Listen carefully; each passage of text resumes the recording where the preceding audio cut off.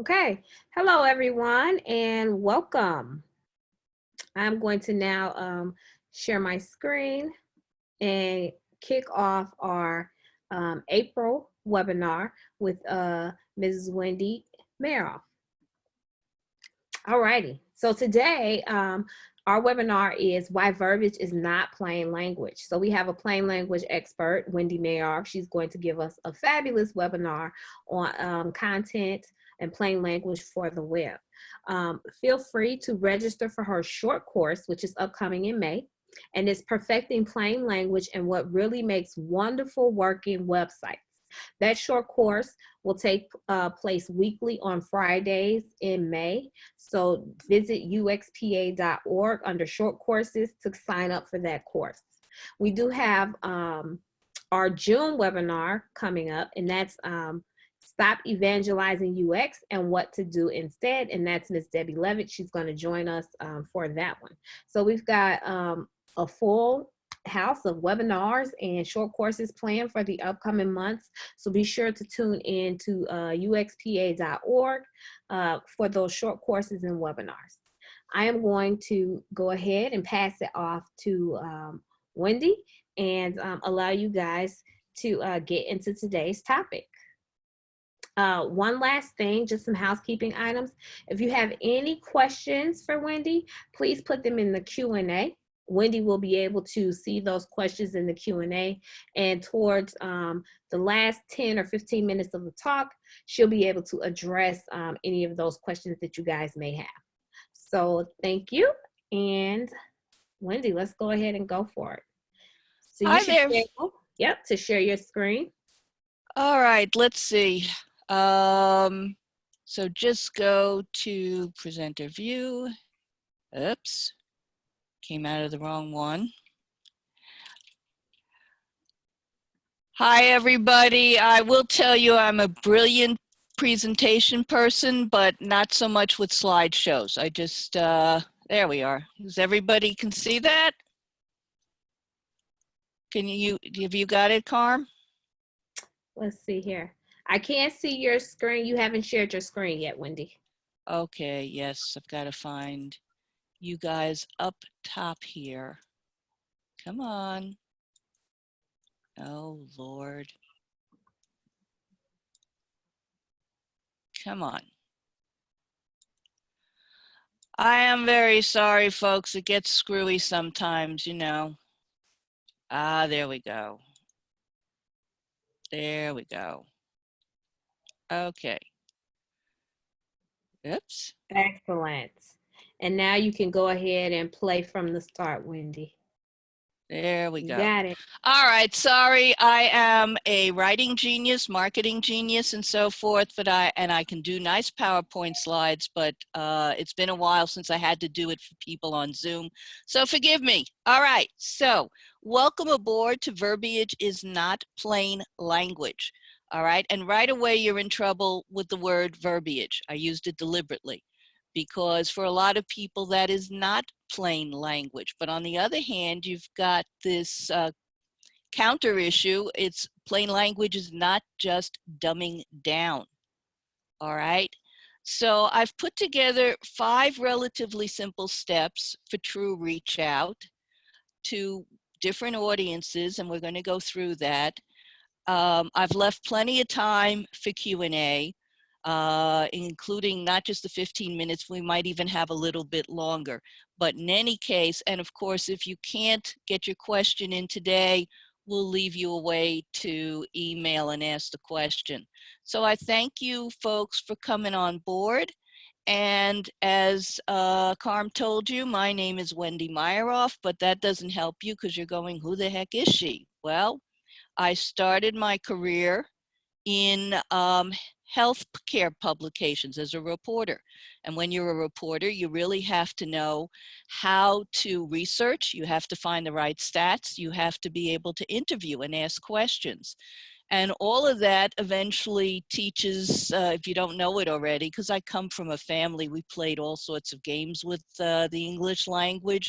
So you learned what was complex and what is comprehensible. And that's actually my company motto, turning the complex into the comprehensible. I can't get this silly thing to dot the way I want it to, but you'll follow along with me with no problem. So I started, as I said, in editorial. I segued into business to business advertising for about 6 minutes. Advertising copy's a whole different thing. I am a storyteller. And so storytelling works very good in public relations, whether it's just a news item or you really have to craft stories. I did a story on how to buy a cane for a client, and it went all over the Associated Press, which back then, and going back 20 something years, folks, the AP Wire was, and in many ways it still is, yeah, you can dump something up onto the internet, but you get into the AP Wire service and it's absolutely amazing, the response that you get. So I was there on the business to business side, as we call it, B2B. And then I moved over to B2C, business to consumer. And I honestly hit the love of my life there. I got to write for the women's magazines, which may not sound like much to some of you, but my Aunt Tilly was so proud when she heard Good Housekeeping in my resume. So all of this has to be done in plain language. Business to business is not the clinical side. It's not the technical side. It's not the legal lingo. It's got to be, you may have to include some of those words in there, but then you have to be able to explain them. And that's why in moving from the clinical to consumer speak, I could also even go into other industries. I had the employee newsletter for Pirelli Engineering for several years. And when you're writing for engineers or when you're writing for Memorial Sloan Kettering Cancer Center and you don't know who's going to be reading the material, then you have to be able to bring it to different levels. The food service workers, the janitors and so forth are going to be reading what's happening from everything from a tunnel you're digging in Puget Sound to a new kind of treatment for non-Hodgkin's lymphoma. And I'll get into more of this in just a second. But the bottom line is your education, anybody's education, the doctors, the legal people, it can be a disadvantage when you come from higher learning because you may know how to talk directly to your colleagues, but there are different levels of higher learning as we go through plain language. So it's a matter of really, really being careful. And how can you be careful? Well, the first tip is you never assume. And you notice the way this is broken out, and I wouldn't be surprised if many or not, if not all of you know what this means. Never make an ass out of you and or me. It's been modified. People use it slightly differently, but okay. And I'm going to tell you the WYSIWYG and the gastrointestinal dyspepsia stories. Now, I can bet money any or all of you know what the heck WYSIWYG stands for. I call it ye old WYSIWYG because when I started with computers, I was a health writer, as I say, initially. And Y2K is looming. I know that's before the time of some of you, but hopefully your older bosses are also here. So here we are facing Y2K, the system's all going to crash and so forth. And I get dragged by my dear husband. Here I'm married to a guy who was an optical specialist when he left the military. He goes in and becomes a New York State licensed optician, but now we run into a major issue. We're still back home in New York. In case you can't tell from listening to me, I am a born and bred New Yorker. Since we moved down to Baltimore, suddenly everybody knows I'm a New Yorker. I don't think I have an accent, but anyway. Okay, so WYSIWYG, what you see is what you get, right? Except not in computers. I'm sorry. It's bad enough, frankly, in healthcare, because if you see acronyms or abbreviations like STET and IV and the rest of them, and those are the easy ones, um, you're not going to know what they are until you've been trained, you've done research, however you've gotten acclimated. Well, the same thing with your geek speak, folks. You know, I did not know originally what the heck WYSIWYG was.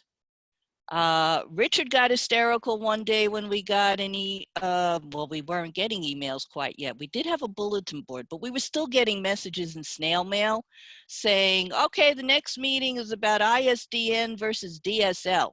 And I'm going, what the heck is this? And he's laughing hysterically. All of NYMUG, the New York Mac Users Group, was laughing hysterically, okay? Because most of the people who were joining, of course, were enthralled with a Macintosh. I wrote a satire for the Mac Street Journal on my husband falling in love with a critter who was boxy and grayish, and she wasn't that intelligent. She only had about 256K of memory. So how could he be spellbound? Of course, if you read past the first paragraph, you realize I'm talking about his first Mac. People were getting nuts with computers in the 90s. You folks take them for granted, but hey, this was a miracle. So I'm the only non-techie, or one of the few non-techies, but that's within the group. You want to market a group and you want them to understand WYSIWYG and you know, binary code and whatever else was being blathered around. Fortunately, most of it's been blocked out of my memory by now. But you've got to be able to explain it. You may have to use some of the computer terminology, but you've still got to explain it. And that's how I could get the Mac Users Group into the New York Times, onto CNBC. That's how we drew in more members, because our brochures made sense. It's not just what's online.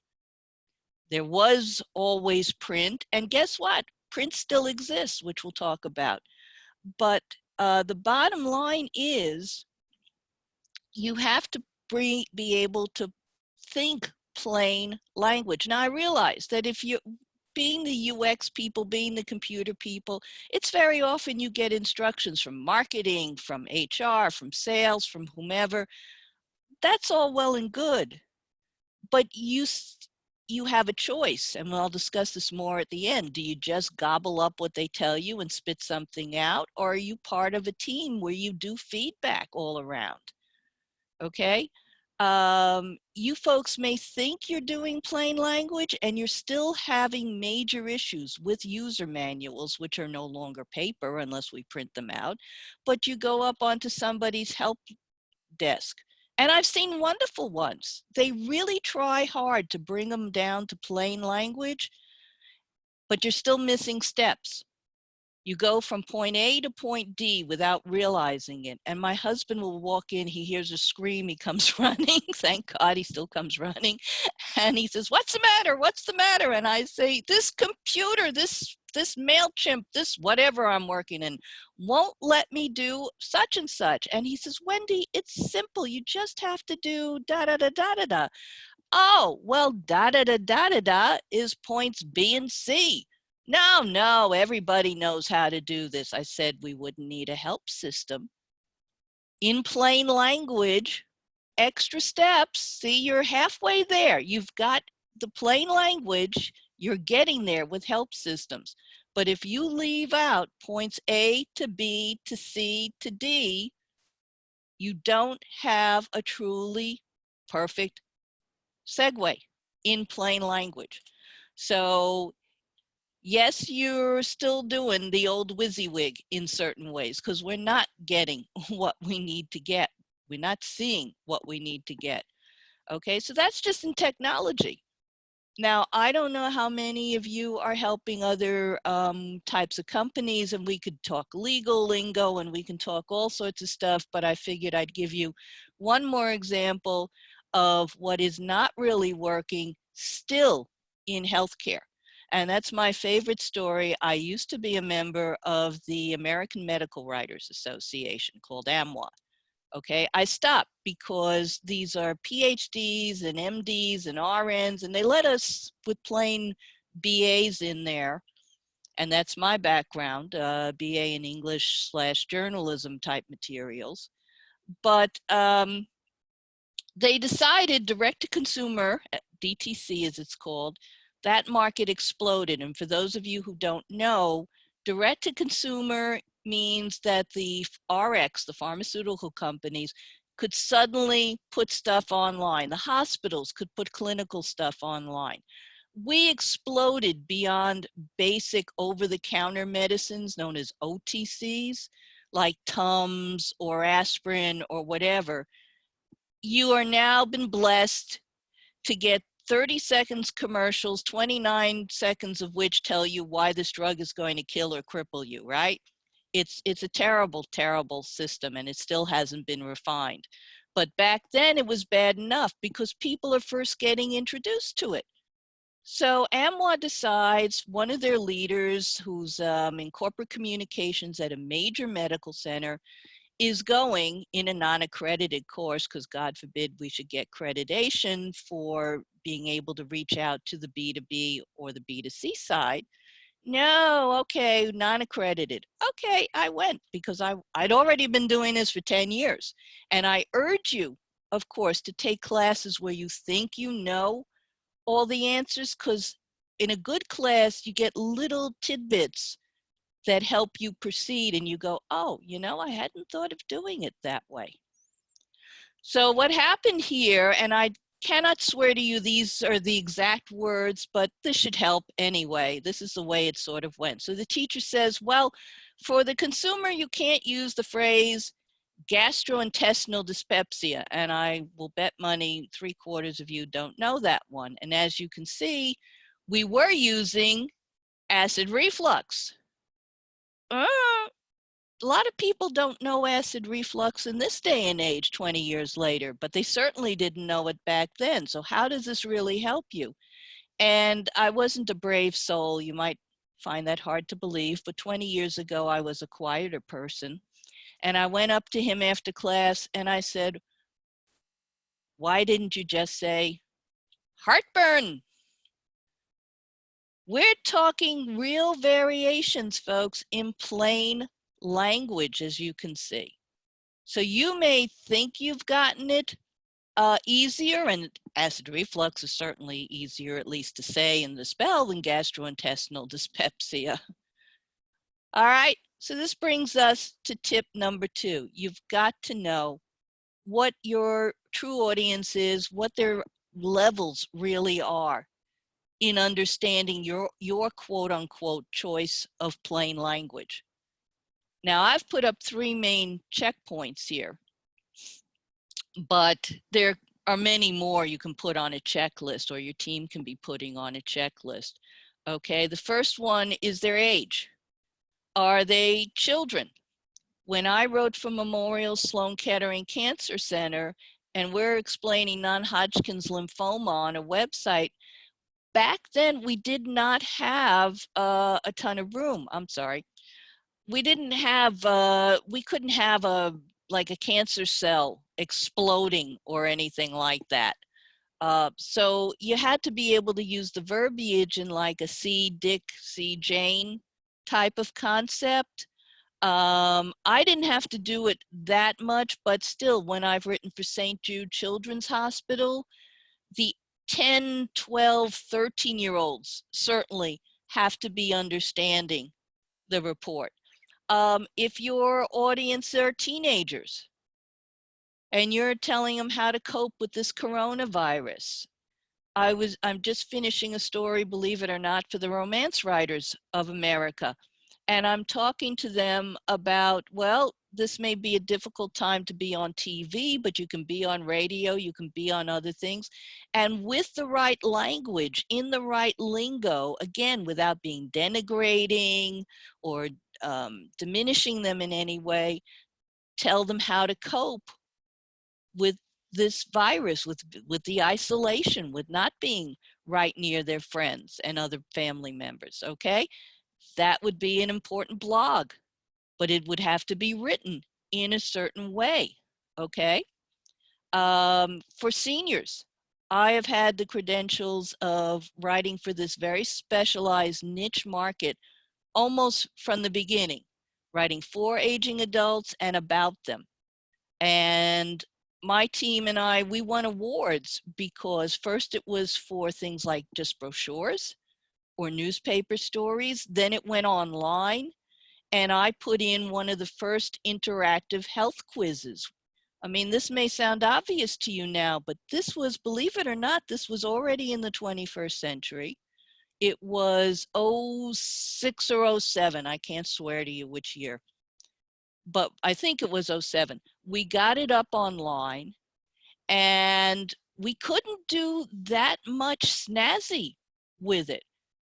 But I took the stories from the newspaper that I'd written, and if I wrote a story on the DASH diet and I did a Q&A, okay, so the DASH diets is involving which food enhancing herb or spice? Salt, pepper, oregano or basil, whatever.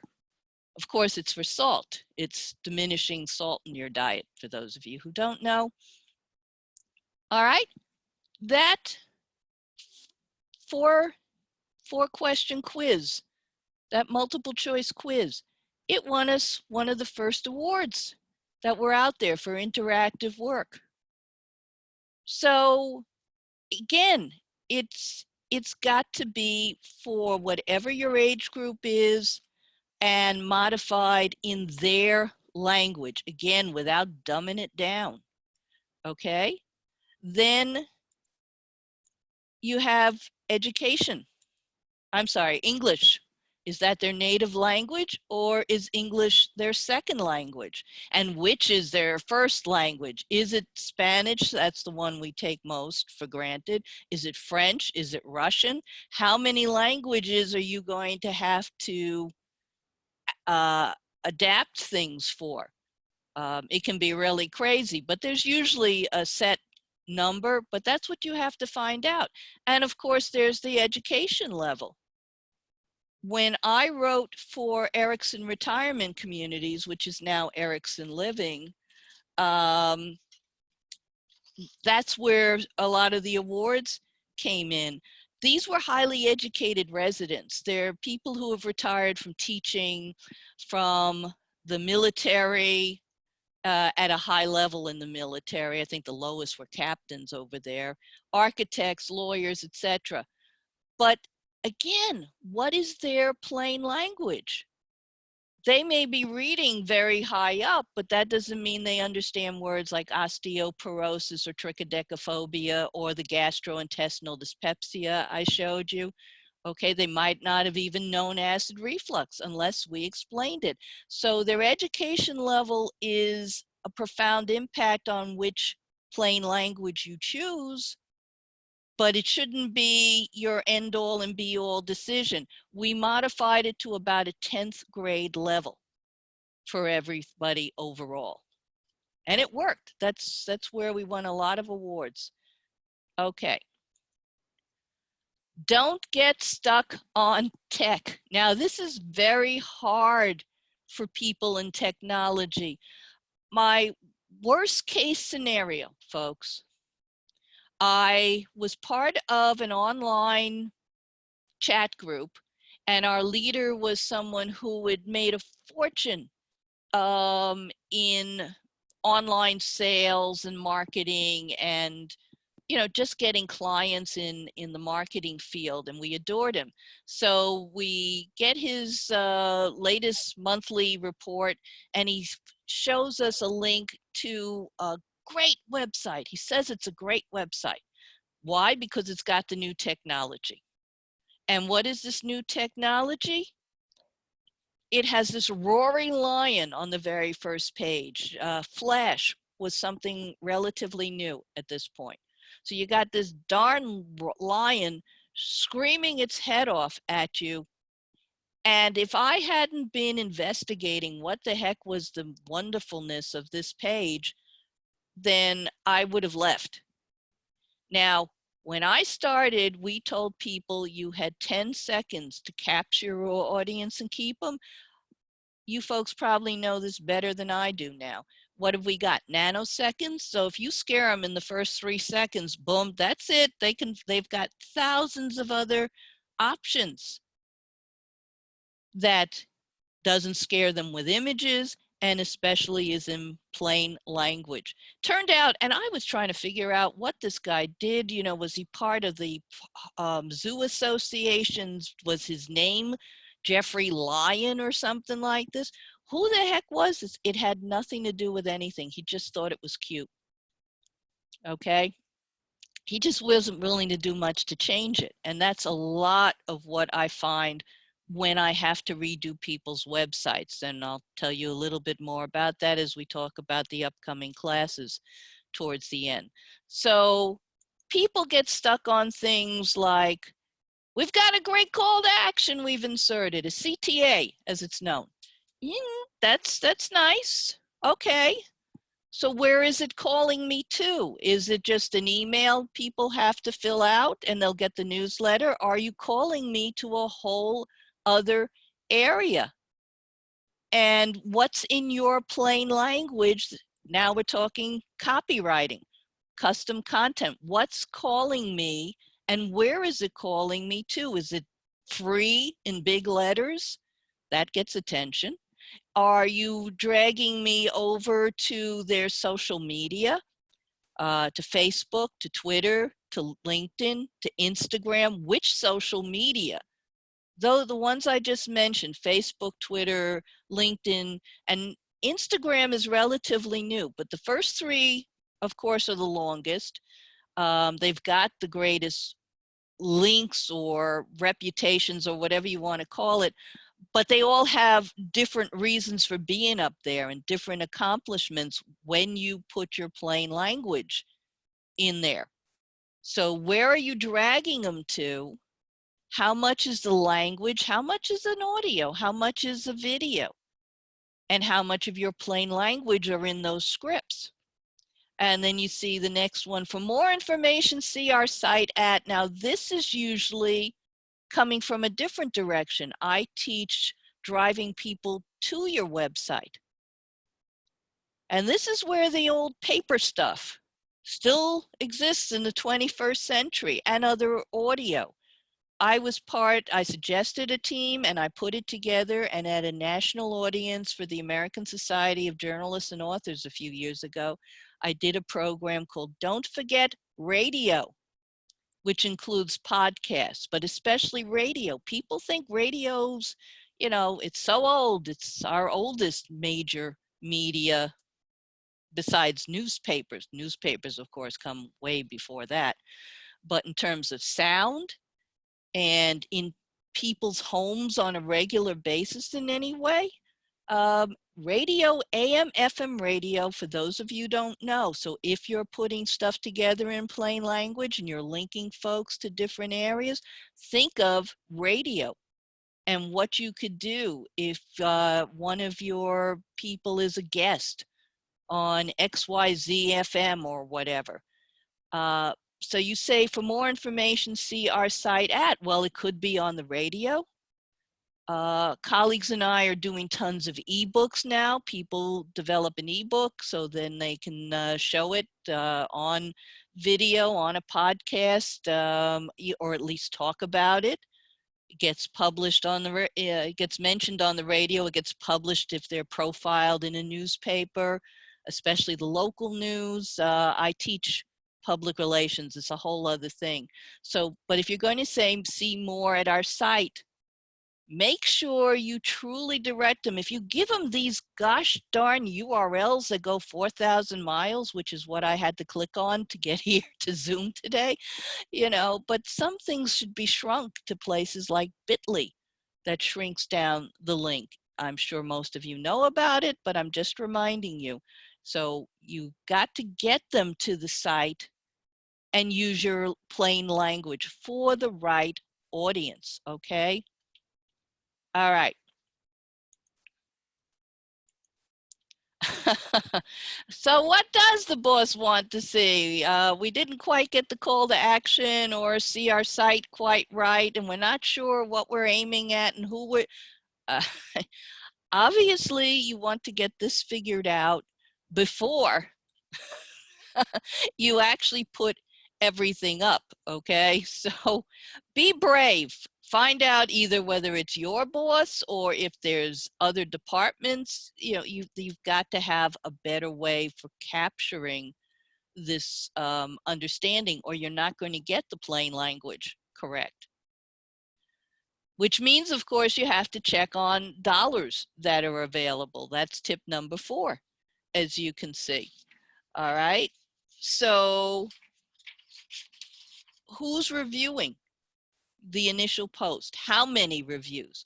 When I hand in copy, a lot of times we just do one review, and somebody on the other side of your company is my link, my own link. I'll say, okay, Charlie, here I've written the first draft of the 6 tabs for the site, or, you know, here's the tech manuals first section, or whatever. What do you think?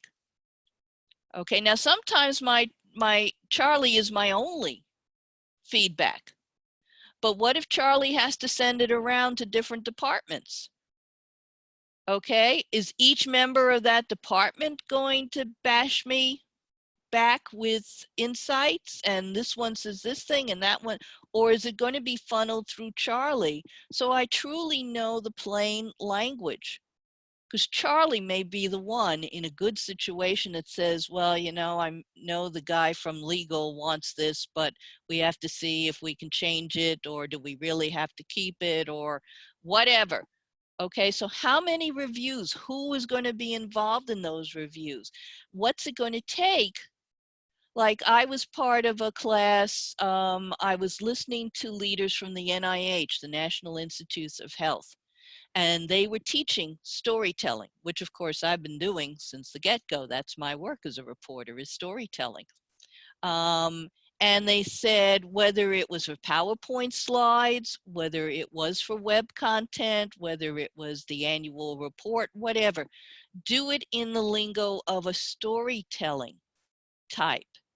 And somebody raised their hand, a doctor in the audience, and said, well, but we have to get it approved by the law department. And the NIH folks, they know something about legal issues, you know, so they said, yes, we know, we understand that. But the question becomes, if you can make it understandable and people truly sign on, then, and you get more people signed on or buying your product or coming to classes or whatever you're trying to do with your material, buying, you know, your new electronic health record system, when there's gazillions out there now, then isn't it worth it if it's understandable to everybody? I was part of the team for the Center for Plain Language for several months. I came on as the interim marketing director because they lost someone just as they were about to launch their major 10th anniversary of something. And part of that 10th anniversary for the Center for Plain Language, okay, which I never knew existed. I was just using plain language. Who knew that there was a whole association for it? And it's a tiny group, but they are around. And they do a wonderful session every year where they give out awards for people who have really done plain language. So there I am, and they're doing the WTF awards, which is not what you think it stands for, folks. It's something like who's the failure, or writing that failed, or something like that. And they show us this mumbo jumbo. One is for a parking spot, one is a tech piece, but there was a legal document, okay? And the legal lingo, it was a basic renter's agreement. But instead of saying, okay, so Charlie Smith is the new renter from XYZ Real Estate Association. Charlie's responsibilities are A, B, and C. Our rental group is, their responsibilities are D, E, and F. And if anything else is needed, you do X, Y, and Z. I mean, that's it. It's not, but no, what did the center show? Oh, well, the party of the first part was disabused of the disinfection in the most recreational manner, and the fourth speed bump, you know, I could go on. I could just go on blathering, which is not really anything, but how many of us think that's what legal lingo is all about? So you bring it down, you get more happy people, you get more renters. You bring it down, you get more people to join your email online. You bring it down, you get less need for 4,000 help desk people, you know, in all due respect to those of you who are help desk people, but you know, you wouldn't get 12 zillion phone calls, okay, if you bring it down in plain language, okay? Can you use focus groups? Now, of course, you can't bring in focus groups to the office or a nice restaurant or whatever, at least not right now. But we are online people, especially you. You do it even better than I do. As I said to Carmen at the beginning, getting the PowerPoint slide set up and using it on Zoom. I really haven't used Zoom all that much, but I use free conference call and certain other services. But okay, so you get acclimated. We have this capability, and you people know how to use it far better than a lot of folks out there. So can you do something where you say, well, you know, we'll give away $25 Amazon gift cards for the first 100 people? Okay, can you get the bosses to agree with that so you can really have a focus group online review? Here, we want you to read chapter 1 of our tech manual and see if you can follow it through for 30 days. I mean, I've been part of beta testing online. I had a young lady who called, and they're trying out something for adults 50 and older. And so I said, okay, I'll sign in. And I forget what I got from her. Might have been one free book off of Amazon or something like that, or Kindle or whatever. But so you have these options with people who are in focus groups. You can put them together in many ways. Some you still needed face to face, but for the time being, without literally being in front of their face, but hey, you bring them down on services like this, who knows what you can do. All right. And then that may sound like the obvious point, but yes, think the budget. How much money do you have? If you're giving out the gift cards, how much of that's part of the budget? Has it been inserted into the budget? What is your role on the computer side for anything, whether it's the technology, the budget, the plain language? I'm thrilled, as I said, that you folks are here, because you could say, well, you know, that's part of the marketing department, the advertising agency. But it's smart if you also look at it and put your focus in, put your pointers in. And please God, you're part of a group or a company that lets you do that, okay, and listens. And that gets to the final thing of get prepped. Now, I say on here, make sure you have these ready of demo A and demo B, which we do quite regularly in marketing copy. And, you know, we put up a radio public service announcement as a test. We don't put it on the air. We do one version A and one version B. You can do it with your user manual. Are you writing it in 10th grade? Are you writing it down to 5th grade? Which way are you going? Because who's reading it and how many folks are reading this, okay? Those of you who are in the K through 12 world, you've got to really know how to bring things down to different levels. So teach your colleagues and friends if you have to. So demo A and demo B are good ideas. They're not always feasible. It depends on what the project is. So I really should have taken out, make sure you have these ready, or into maybe try and have these ready or consider having these ready, but however it goes. So there we are, five steps, 5 tips for plain language. I hope you understand now what we mean. There's so many different levels. When I've been interviewed a couple of times for PhD's podcasts and we have this topic and I start running the different areas it affects and how many levels, PhDs tend to work on one level. They write regulatory materials and they write abstracts and journal articles and things like that. And they work on the PowerPoint for CME, continuing medical education. But when you got to do CE for sales reps, as well as nurses or, physical therapists, these are bright people, but you still need plain language. Okay, and that's why people come to me, because they think they've got it, and I can't tell you how often I've corrected things. And that's a lot of my corrections. Carm mentioned this. We have a class starting May 1st, or the first Friday in May. I hope that's May 1st, but whichever is the first Friday. It's about enhancing your website's effectiveness. It's 3 specific sections. Plain language goes over 3 areas, okay? Custom content. It's not just about the plain language. It's far more than you may think or you may know. Web 1.0, getting back to basics in your web design as you're setting it up and you think you're being user friendly. That's partly content, but I have a new client. It's a small business. She's a lady who's done certain types of books. She zoomed in our industry. Self-publishing has exploded. Oops. People tell you that they can teach you self-publishing, right? I don't know if you can still see that, but I can tell you the final couple of things. So that she got shafted.